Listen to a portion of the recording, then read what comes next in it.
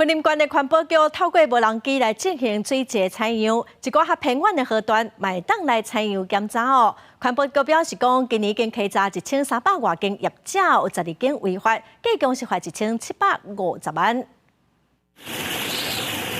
接到民众တင်情，环保局稽查人员赶去铁幕场检测北漏水，发现 pH 值超过标准，照水务法规定，甲开单告发。我1到5分钟的呀。就是要跟你说，我们这一次的检测，如果没有符合放的水标准，那会影响全法。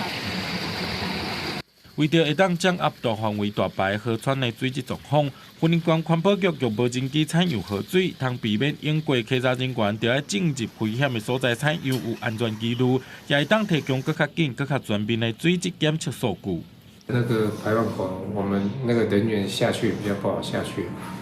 或者是有一些到了排放的地点，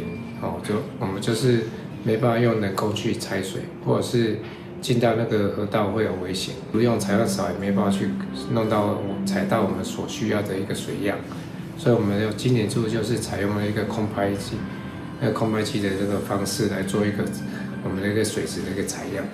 云林县环保局表示，今年稽查县内1300多间事业单位、铁幕场等业者，查到10间违法排放，2间业者无排放许可，已经下令停工。违反水务法，计共罚1750万。希望透过无人机的水质采样，会当愈紧愈全面的掌握更较侪大排河川的水质状况。记者综合报道。